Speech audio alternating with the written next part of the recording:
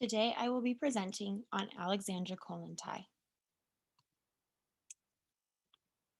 Historical context. The Communist Party of the Soviet Union was the political party in power during the 20th century.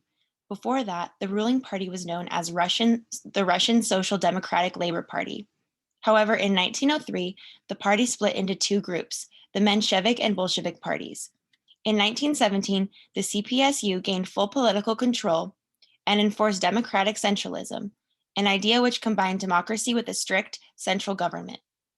The CPSU was run by the Bolsheviks, which is the party that gave women the right to vote, legalized homosexuality, and modernized the laws on abortion and divorce. During Lenin's command of the CPSU, the new economic policy was implemented, which allowed for certain capitalist practices to take place under the dictation of the Communist Party so that Russia could develop until socialism became an economically viable option. This changed in 1929 when Joseph Stalin became the leader of the CPSU and implemented state socialism, which nationalized all industries and gave the government the power to make all economic decisions. Stalin also reversed many of the liberal laws that Lenin had put into place. Early life. Alexandra Mikhailovna Domanovich was born in 1872 in St. Petersburg.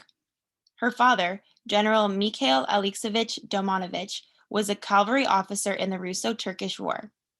Once the war was over, her father was promoted to the title of Provisional Governor of Tarnovo, a Bulgarian city. His liberal political views and open support of a constitutional monarchy influenced the opinions and beliefs of Alexandra. Her mother, on the other hand, had more traditional views and even withheld the opportunity of attending university from Alexandra because she believed that women did not belong in higher education. With her dreams crushed, Alexandra followed what society expected of her and became a school teacher. She married her cousin, Vladimir Ludovikovich Kollontai, in 1893. She gave birth to her son, Mikhail, a year after marrying Vladimir, but still managed to find time to read Marxist and literature and write fictional stories of her own. Start of her political activism. While Alexandra seemed to always have an interest in Marxist and socialist ideology, her career in political activism began in 1894 when she started helping her sister Xenia teach literacy to workers on Sundays at the library. It was during her time there that she met Elena Sastova, an important activist in the St. Petersburg Marxist movement. Elena enlisted Alexandra's help with transporting packages containing illegal writings to unknown individuals. In 1898, she left home to study economics in Switzerland under Professor Heinrich Herkner. Shortly before, she had separated from Vladimir and left her son with her parents. As a free woman, she continued studying in Switzerland and learning about workers' movements all around the world throughout history. A year later, she officially joined as a member of the Russian Social Democratic Labor Party. Zendotl. The Zendotl was founded in 1919 by Alexandra Kollontai and Inessa Armand, who were both committed Bolsheviks. The Zendotl was the department within the Russian Communist Party that was dedicated to discussing and solving women's issues. This department prioritized teaching more women how to read and also helped women interpret the new laws put in place by the CPSU. They also persuaded the Bolsheviks to make abortions legal in Russia, making it the first country in the world to do so. In 1930, the Zendotl was dissolved due to the department's belief that all of women's issues had been solved once industries had been nationalized and private property had been eradicated. Her diplomatic career. After the publication of her book, Workers' Opposition, Kollontai was largely seen as a political outcast in Russia. She was sent to Norway in 1922 to be a diplomat for the Soviets, which she speculated was Lenin's way of exiling her. After Norway, she traveled to Mexico, Norway again, and to Sweden, where she was promoted to ambassador in 1943. She would officially retire from her diplomatic career in 1945. Her books. Communism in the Family was published in 1920. In this book, Kollontai proposes the idea of childcare being the responsibility of the state and of the collective.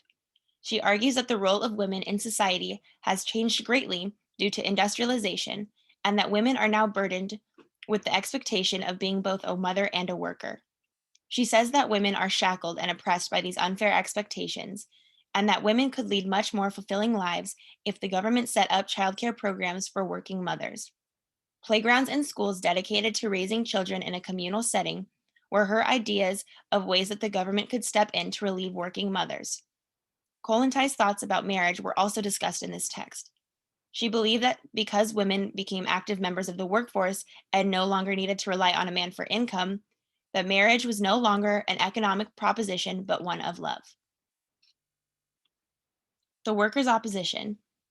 Published in 1921, The Workers' Opposition is a manifesto written by Kollontai on behalf of the Workers' Opposition Party, a political group that formed within the Communist Party. This group disagreed with the nationalization of industries, saying instead that the workers should be the ones in charge of the means of production. Instead of the government running all industries, the workers' opposition proposed that the economy should be managed by a hierarchy of workers' assemblies that were elected by the people and organized by the branches of the economy. The party was backed by many trade unions and former industry leaders who were not benefiting from the nationalization of industries. The manifesto written by Kollontai and the political party itself were banned in 1921 by the 10th Communist Party Congress for fear that it would create opponents to the regime. After being a member of the workers' opposition, Kollontai was nearly thrown out of the Communist Party and became a political outcast.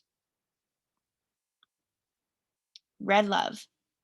Red Love is a fictional story written by Kollontai and published in 1923. The premise of the novel is that Vasilisa, a Bolshevik woman, is on a train to visit her lover, Vladimir, who is working for the Communist Party on the other side of Russia. Readers learn more about her relationship with Vladimir through a series of Vasilisa's flashbacks while on the train. Once she is reunited with Vladimir, problems in the relationship arise that also represent the social and political climate of Russia at the time. The main character is a sexually liberated woman who views marriage and the home life as shackles. Her and Vladimir also have different political views, as she stands by the ideology of the 1917 Bolshevik Party, and Vladimir subscribes to the more conservative social order that began emerging in 1922 after the Civil War.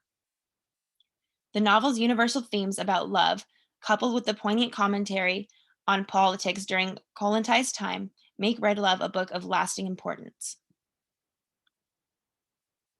Autobiography of a Sexually Emancipated Communist Woman was written in 1926.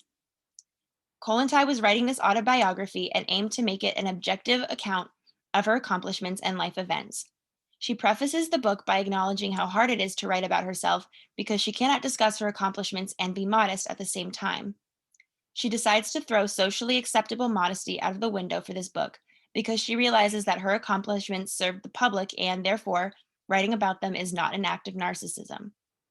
Unfortunately, Kollontai went back and extracted many pages from the first draft of the book because the social and political climate of the time had changed immensely and were leaning towards more conservative values. She had to take out any reference to her past opposition of the Communist Party's economic policies out of fear that she would get into more trouble with the government. Her impact. Marxist feminism.